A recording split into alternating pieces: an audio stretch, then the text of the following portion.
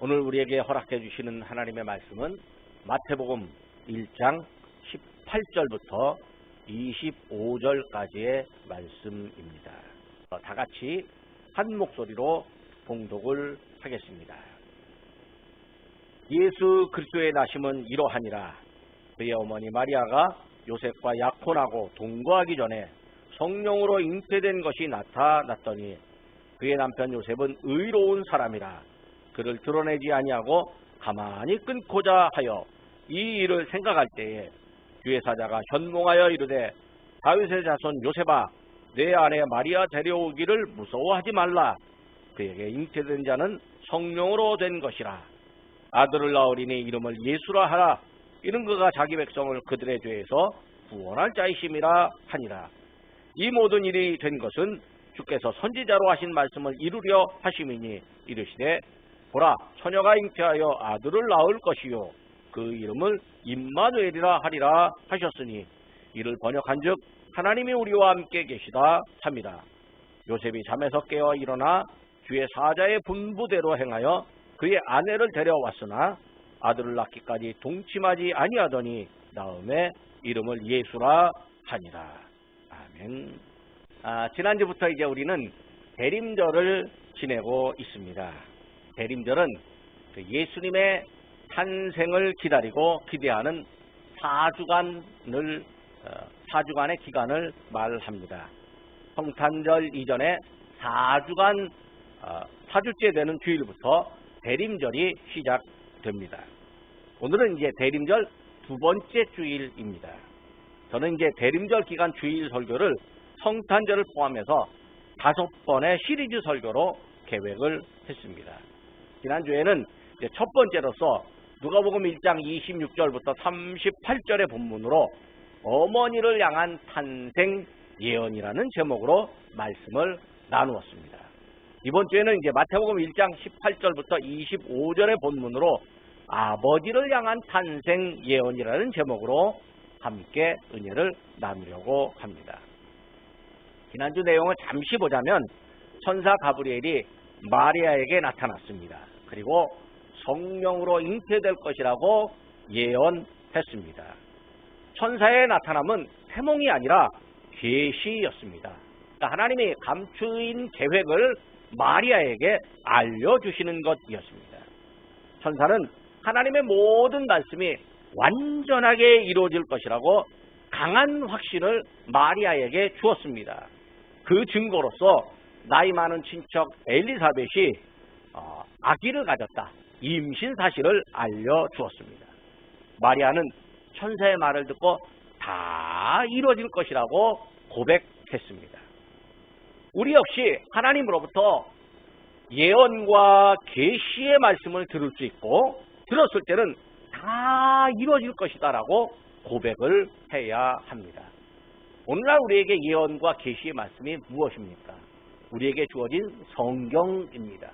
성경의 말씀을 읽고 듣고 묵상하면서 그 말씀대로 다 이루어질 것이라고 하는 고백, 아멘이라고 하는 믿음의 종이가 있어야 합니다.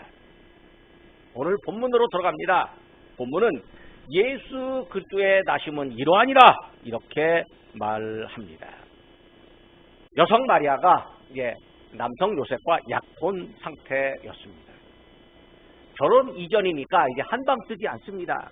그런데 마리아의 몸에 성령으로 잉태되는 일이 생겼습니다.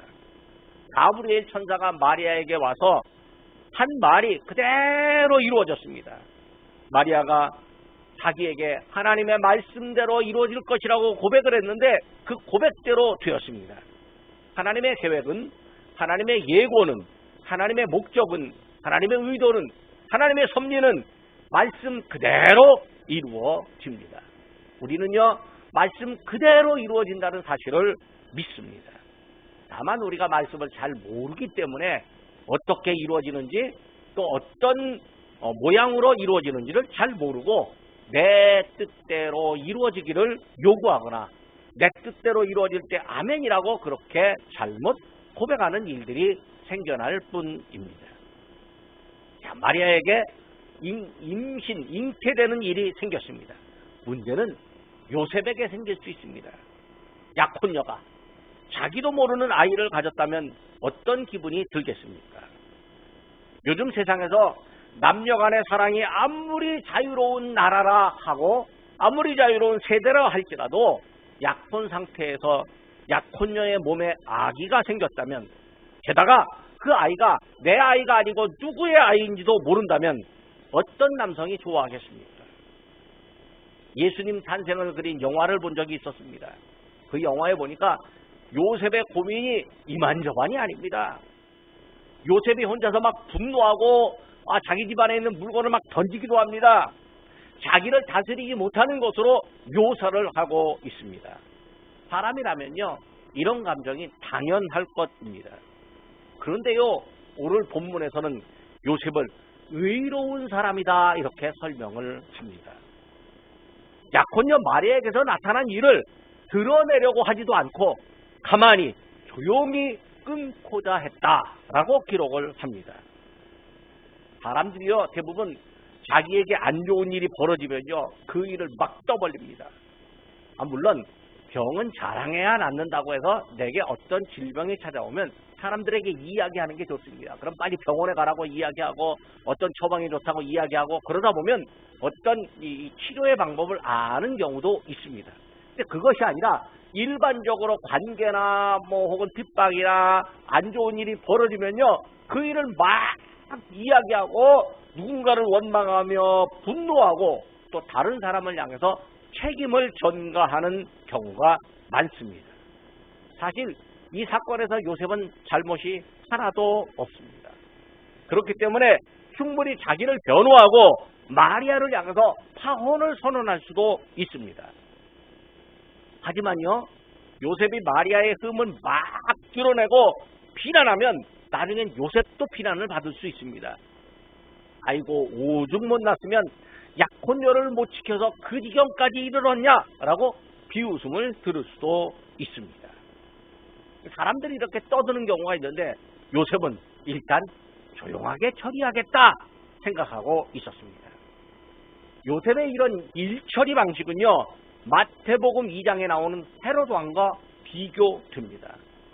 헤롯 왕은요, 유대인의 왕이 태어난다는 동방박사의 이야기를 들었는데 이때 헤롯 왕과 온 예루살렘 성에 소동이 일어났습니다. 아니, 혼란스러워졌다라고 하는 거죠.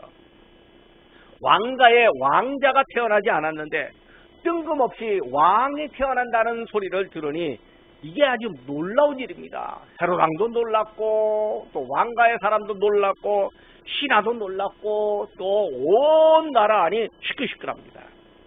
헤롯은 짐짓 침착한 척하지만 동방박사들에게 태어난 아기를 찾거든 자기에게 알려달라고 말합니다. 그래야 아기에게 축하할 수 있다라고 하는 이유를 댑니다. 하지만 실제적인 이유는 따로 있습니다. 내게 그 아기를 찾거든 알려달라고 하는 실제적인 이유는 따로 있습니다. 자기의 왕권을 위협하는 사람이라면 왕비든 아들이든 다 누명을 씌우고 처단해버리는 헤롯입니다. 나라가 다 시끌시끌한 이유는 왜 그렇겠습니까? 저 헤롯의 성품을 아니까 아이고 큰일 났다. 또 이 나라 안에 억울한 사람이 얼마나 많이 죽을까? 아이고 걱정이 되니까 이제 시끌시끌할 수밖에 없는 거죠. 오죽하면요, 로마 황제가 헤롯 왕을 향해서 농담을 하기를 헤롯의 아들이 되느니 차라리 헤롯의 돼지가 되는 게 낫다, 그렇게 말할 정도였습니다. 이게 이제 약간의 언어 유희가 있는데 아들이라는 말을 헬라어로 휘오스라고 합니다. 휘오스. 근데 돼지라는 말은 피스라고 합니다. 그러니까 오자 하나가 딱 빼는 거죠. 그래서 휘오스가 되느니 피스가 되는 게 낫다, 이렇게 살짝 이제 언어 유희를 하는 겁니다. 이후에 헤롯은요, 군인들을 시켜가지고 베들레헴 근교에서 태어난 아기들은요 2년 전부터 태어난 아기를 다 죽여버리라고 명령합니다. 그러니까 엄마들이요 그 아들이 죽는 모습을 보며 통곡하고 절규를 합니다.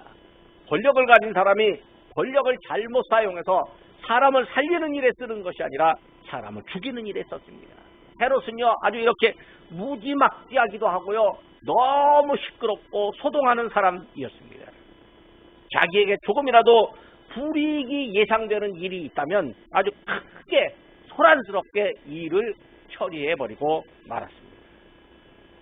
내게 조금 불리한 일이 생긴다면 소란스럽게 처리하는 사람이 있습니다. 이런 사람이 과연 하나님의 일을 잘할 수 있을까요? 헤롯 왕이라도요, 소란스러우면 세상에서는 잘 나가고 왕으로서 권력을 누릴 수는 있을지언정 하나님께서 그에게 하나님의 일을 맡기지는 않습니다. 비록 나사렛 시골에 이름 없는 청년 요셉은 세상에서는 드러나지 않았습니다. 하지만 하나님의 일을 맡을 수 있었습니다. 왜냐하면 자기에게 불리한 일이 일어났을 때 조용히 침착하게 생각하고 처리할 때 또 누군가를 모함하거나 원망하지 않는 성품을 지녔기 때문에 그렇습니다. 그러니까 우리의 성품이 어떤 문제가 생겼을 때 그걸 너무 시끄럽게 떠들고 다닌다면 하나님께서 나에게 일을 맡기지 않는다라고 생각해야 하는 거죠. 정말 내게 힘들 때도 조용히 먼저 하나님 앞에 묻고 이걸 어떻게 처리할까 하고 조용히 처리할 수 있는 그 사람에게 하나님께서 앞으로 나아가도록 일을 하나씩 두 개씩 더 맡기실 수 있습니다. 요셉이 약혼녀 마리아가 잉태한 문제를 조용히 처리하려고 이제 생각하고 있는데 하나님의 사자가 요셉의 꿈에 나타났습니다. 천사의 말이 20절부터 23절까지 이어집니다. 20절과 21절 말씀입니다. 다윗의 자손 요셉아, 마리아 데려오는 것을 무서워하지 말라. 그에게 잉태된 아기는 성령으로 된 것이다. 아들을 낳으면 이름을 예수라 하라. 이는 그 아기가 자기 백성을 죄에서 구원할 자이다. 천사가 이어서 예언의 성취를 말씀합니다. 22절과 23절의 말씀입니다. 이 모든 일이 된 것은 주께서 선지자로 하신 말씀을 이루려 하심이다. 보라, 처녀가 잉태하여 아들을 낳으리니 이름을 임마누엘이라 하리라. 임마누엘이라고 하는 말을 번역하면 하나님이 우리와 함께 계신다라고 하는 뜻입니다. 여기 천사가 예언한 임마누엘의 말은 이사야 7장 14절에 있습니다. 이사야의 예언은 과거에 하나님께서 그 위기에 빠진 백성을 구원하시는 징조를 보여준다라고 하는 말씀이었습니다. 천사가 요셉에게 하는 말은요, 누가복음에서 가브리엘이 마리아에게 하는 말과 일치합니다. 아들을 낳으면 이름을 예수라고 지으라는 내용 일치합니다.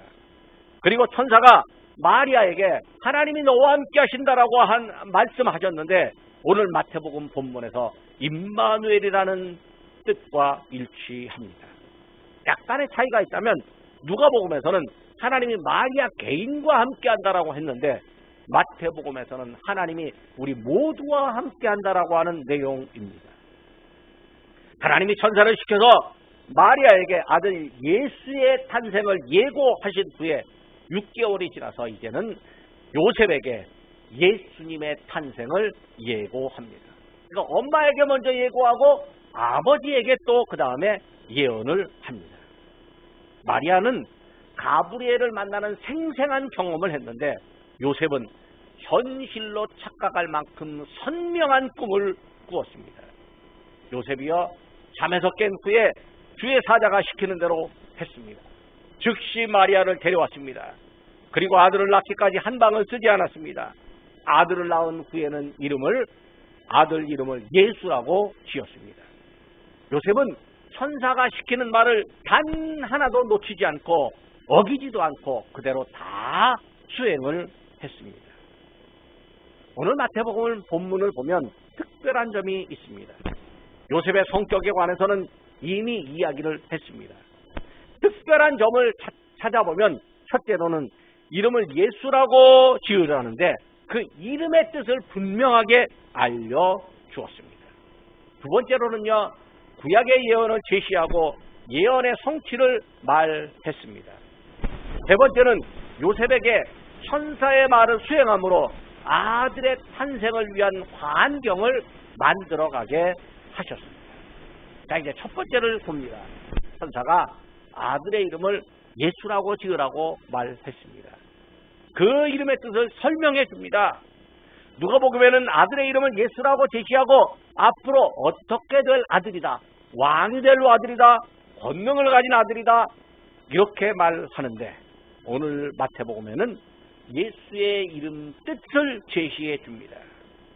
그 뜻은 자기 백성을 저희들의 죄에서, 그들의 죄로부터 구원할 사람이라는 의미입니다.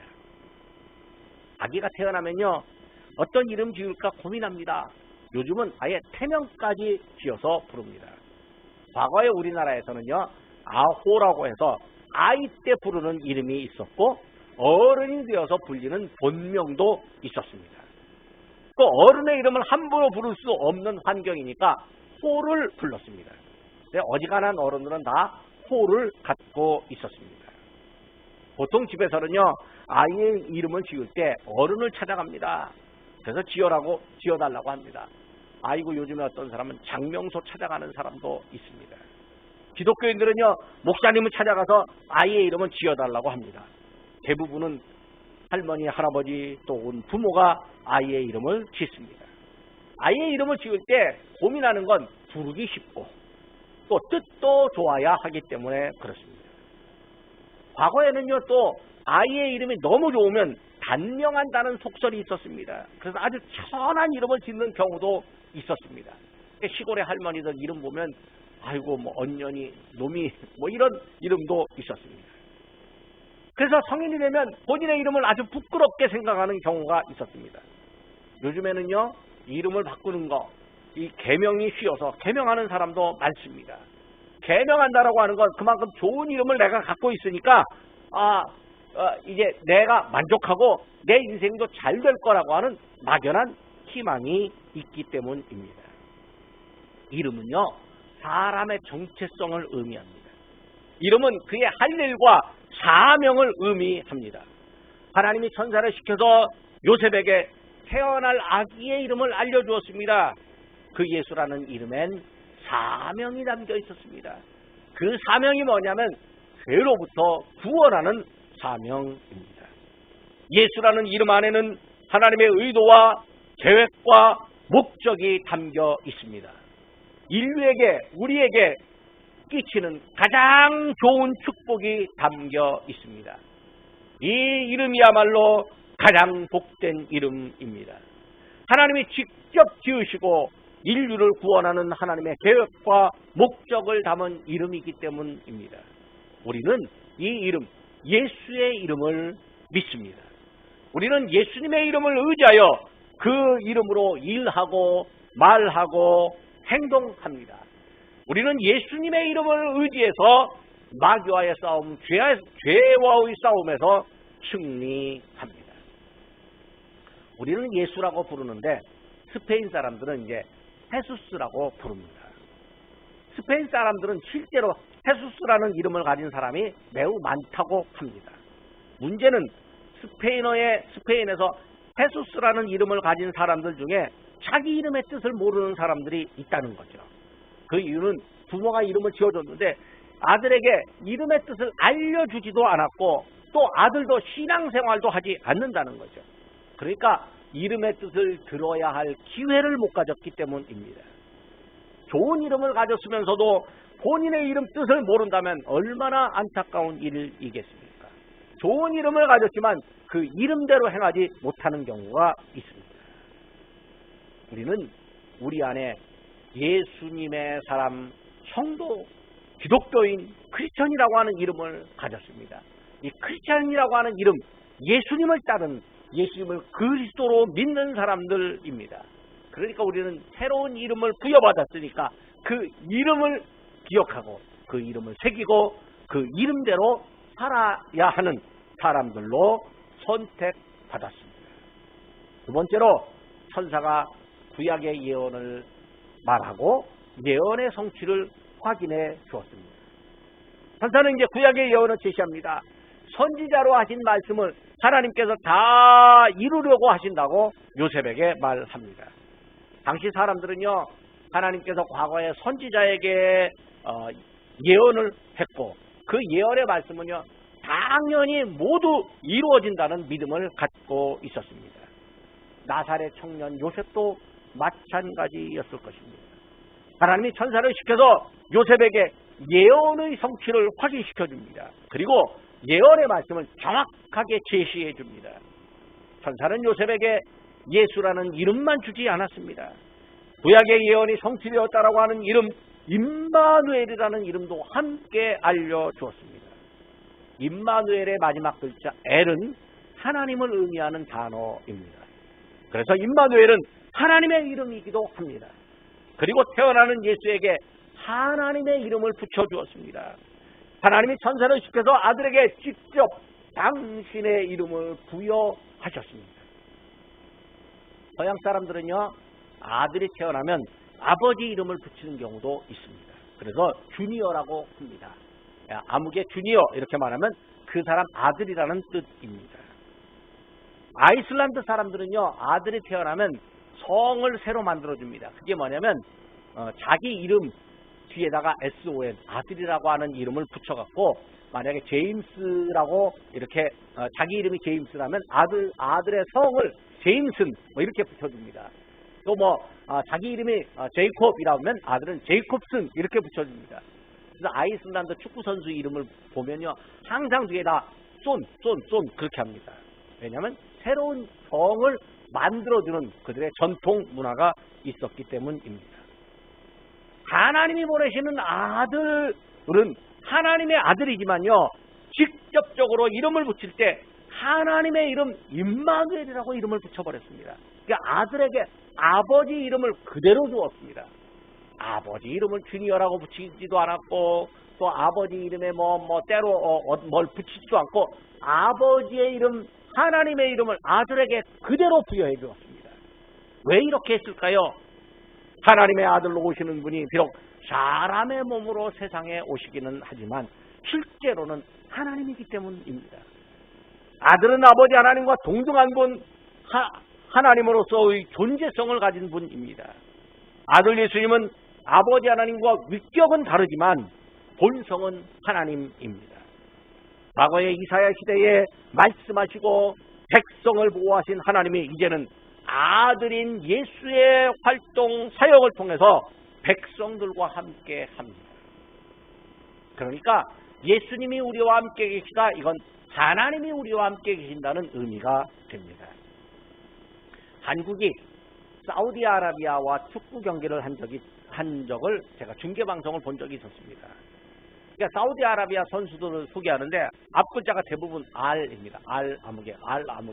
그러니까 전부 다 R자가 붙어 있습니다. 이번에 월드컵 축구하는데 한국팀의 선수들이 김시성 가진 사람이 5명이고 황시성 가진 사람이 3명입니다. 그러니까 이제 대부분 서양은 등번호 위에다가 성을 붙입니다. 근데 한국을 보니까 팀이 5명인데 11명 중에 5명이니까 외국 아나운서들이 엄청 헷갈려하는 모양입니다. 거기다 황이 또 3명이니까 더 헷갈립니다. 근데 황도 발음이 잘 안 됩니다. 우리는 황 하면 발음이 잘 되는데 외국 사람은 황이라는 발음이 안 돼서 삥 이렇게 한답니다. 그러니까 얼마나 헷갈리고 그렇게 하겠습니까? 자, 사우디 사람들 이 선수들 선수뿐만 아니라 사람들 거의가 다 알이라는 이름을 붙였습니다. 이게 뭐냐면 알라라고 하는 자기들의 그 회교도 신, 하나님이라고 하는 의미의 알라를 기억해서 그 앞에 알자를 이름에 붙이는 것입니다. 그러니까 그들의 종교 문화입니다. 왕으로부터 일반 백성에 이르기까지 다 이런 이름을 씁니다. 거의 씁니다. 알라 신을 믿는다는 자기들의 자존심을 이름 속에 담아 놓았습니다. 그런데요, 이름에 하나님의 백성이라는 의미의 글자가 있다고 해서 다 하나님의 백성입니까? 하나님의 백성은요, 하나님을 믿는 사람이어야 됩니다. 그리고 하나님의 뜻대로 행하는 사람이어야 합니다. 주여 주여 하는 자마다 다 내 사람 아니고 하늘에 계신 아버지의 뜻대로 행하는 사람이라야 내 사람이다. 우리 예수님께서 말씀해 주셨습니다. 임마누엘의 하나님, 하나님의 아들로 세상에 오셔서 하나님과 함께 계신 예수님을 믿는 사람이 하나님의 자녀입니다. 그리고 하나님의 백성입니다. 하나님이 언제나 함께 하시는 분 예수님을 믿는 사람에게 예수님이 함께 해주십니다. 예수님이 우리에게 오셔서 문을 두드리며 마음 문을 열어라 라고 말씀하실 때 마음 문을 열어서 예수님을 모셔드리는 사람, 예수님과 함께하는 그 사람, 이 사람에게 하나님이 함께 하십니다. 왜? 예수님 있는 곳에 하나님 아버지도 계시고 예수님 일하시는 그곳에 하나님 아버지도 일하고 계시기 때문입니다. 즉 예수님을 구주로 믿는 사람에게 하나님이 함께 하십니다. 겉으로 나타나는 이름도 중요하지만요, 하나님의 자녀이며 백성이라고 하는 믿음을 가질 때 하나님의 백성이 됩니다. 사우디 사람들은요, 그들의 전통 문화에 따라서 이름을 붙이지만 아들 예수님은 천사의 현몽에 따라서, 예언에 따라서 임마누엘이라고 하는 이름이 붙었습니다. 우리에게는요, 예수님을 믿는 믿음을 따라서 임마누엘의 은혜가 우리 안에 임합니다. 예언자들의 예언이 예수님께 이루어졌고 또 오늘 우리들에게도 이루어집니다. 요셉에게 아들의 탄생 예언이 임했는데 그 탄생 예언의 축복이 대림절을 지내는 우리들에게도 축복으로 임합니다. 그러니까 2000년 전 아무개 요셉에게만 나타났던 축복으로 끝나지 않고 오고 오는 시대에, 우리를 포함해서 오고 오는 시대에 하나님의 아들 예수 그리스도를 임마누엘로 믿는 그 사람들에게도 똑같은 은혜와 복이 임합니다. 세 번째로, 하나님은 요셉에게 천사의 말을 수행하게 하셔서 아들의 탄생 그리고 성장을 위한 환경을 조성하게 하셨습니다. 요셉이 잠에서 깬 후에 마리아를 데려왔습니다. 천사는 요셉에게 마리아 데려오기를 무서워하지 말라고 했습니다. 요셉은요, 과감하게 마리아를 데려왔습니다. 천사가 현몽하였고 태어날 아들이 인류의 구세주이며 하나님과 함께 하시는 임마누엘의 은혜가 임하였는데 뭐가 두렵겠습니까? 여러분, 우리에게 임마누엘의 은혜가 임했는데 무엇이 더 두렵고 무엇이 더 염려가 되고 무엇이 걱정할 수 있겠습니까? 걱정과 염려가 된다면 임마누엘의 하나님 나와 함께 계시니 나의 염려와 걱정을 사라지게 해주십시오. 예수의 이름으로 나의 염려와 걱정은 물러갈지어다. 이렇게 선언해 보십시오. 하나님께서 우리에게 주시는 평화가 임할 것입니다. 그리고 요셉은요, 마리아가 아들을 낳기까지 한 방을 쓰지 않았습니다. 요셉은요, 마리아를 철저하게 보호했습니다. 마리아를 보호하는 것은 곧 태어날 아들 예수를 보호하는 것이었습니다. 태어날 아들이 성령으로 잉태되었기 때문에 성령에 잉태된 순수함을 요셉이 보존했습니다. 젊은 요셉이지만 젊은 날에 자신의 정욕을 사용하지 않았습니다. 성령의 잉태, 하나님의 계획하심이 이루어지려면 자신의 욕망을 절제하고 욕망을 뒤로 감출 때에 하나님의 은혜, 하나님의 능력, 하나님의 계획이 이루어지는 것. 하나님이 우리를 통해서 계획을 이루는 건 우리의 욕망을 통해서 사용하는 것이 아니라 하나님을 믿는 믿음과 하나님을 의지하는 성품을 통해서 사용하십니다. 사도 바울은 젊은 시절에 청년의 시대에 하나님의 쓰임을 받으려면 어떻게 해야 하는지 영적 아들 디모데에게 말해 줍니다. 디모데후서 2장 22절의 말씀입니다. 또한 너는 청년의 정욕을 피하고 주를 깨끗한 마음으로 부르는 자들과 함께 의와 믿음과 사랑과 화평을 따르라. 정욕을 피하고 깨끗한 마음을 가진 사람은 의와 믿음과 화평을 따릅니다. 이런 사람이 하나님께 쓰임을 받고 하나님의 계획에 따르는 환경도 만들어 갑니다. 요셉은요, 하나님의 천사가 현몽한 대로 다 수행했습니다. 지체 없이 수행하고 주저하지 않고 수행했습니다. 수행하는 일에 두려움이 없었습니다. 말씀대로 수행함으로 요셉은 아들 예수가 태어날 환경을 만들었습니다. 하나님의 아들이라도 공중에서 왕으로 임하는 것이 아니라 세상에서 아기로 태어남으로 양육하고 자랄 환경이 만들어져야 합니다. 하나님은 천사를 시켜서 요셉의 꿈에 나타나고 말씀하심으로 요셉에게 태어나는 아기의 양육 환경을 준비하게 하셨습니다. 예수님 육신의 아버지 요셉에게 나타난 탄생 예고는 요셉에게 인류를 구원할 예수가 탄생하고 자랄 환경을 준비하게 하는 일이었습니다. 왕가 혹은 귀족의 집이 아닌 평범한 집이었지만 요셉은 다윗의 자손이었습니다. 다윗의 자손들이여 수없이 많이 있지만 그 중에 한 사람 요셉이 예수님의 탄생과 양육 환경을 책임지도록 하나님께서 부르시고 미리 준비하게 하셨습니다. 하나님은 아기 예수가 오시기까지 어머니를 준비시키셨고 또 아버지를 준비시키셨습니다. 부모를 준비시키시고 자라날 수 있는 환경을 만드셨습니다. 사람의 눈으로 볼 때 이 환경이 그다지 여유로워 보이지 않습니다. 뭔가 고민이 있는 환경, 두려움과 염려가 있어 보이는 환경일 수 있습니다. 녹록하지 않고 뭔가 쪼달려 보이는 환경일 수 있습니다. 그러나 하나님이 왜 부유하고 넉넉한 환경이 아닌 약간은 고돼 보이는 환경을 선택하고 그 환경 속에 예수님을 보내셨겠습니까? 하나님의 구원은요, 힘들고 어려운 사람에게 더 간절합니다. 힘들고 어려운 사람들이요, 사실은 실제로 하나님의 구원을 더 많이 사모합니다. 1960년대, 1970년대 우리나라 교회가요, 엄청나게 부흥했습니다. 부흥회를 하면요, 예수 안 믿는 사람들도 교회로 구름대처럼 몰려들었습니다. 말씀 듣고 통회 잡아가고 회개하는 일들이 일어났습니까? 사실 그때 사회 환경이요, 너무너무 힘들고 어려웠습니다. 보릿고개 막 지나서 막 사람들이 가난하고 힘들었는데 그때 하나님을 의지하려고 하는 마음, 하나님을 사모하는 마음이 더 간절했습니다. 그때요, 믿는 사람들이 엄청나게 많아졌습니다. 그런데 지금은 어떻습니까? 국민소득 3만 불을 넘었습니다. 이제 4만 불 넘어가는 시대가 되었습니다. 이때쯤 되면요, 사람들이 넉넉합니다. 일하는 것보다, 돈 모으는 것보다 어떻게 써야 할까, 어떻게 여유롭게 잘 놀아볼까, 이거 생각합니다. 그러다 보면요, 이 사람 속에 간절함이 사라집니다. 그러니까 주님을 찾는 간절함이 사라지게 됩니다. 너무 돈이 많은 게요, 사실은 신앙에 그다지 유익이 안 됩니다. 원래 믿음을 가진 사람에게 돈이 많으면 그것 갖고 선교하고 구제하고 아름다운 일을 사용하지만 원래 믿음이 없는 사람들에게 돈이 너무 많으면 믿음이 안 들어갈 수 있습니다.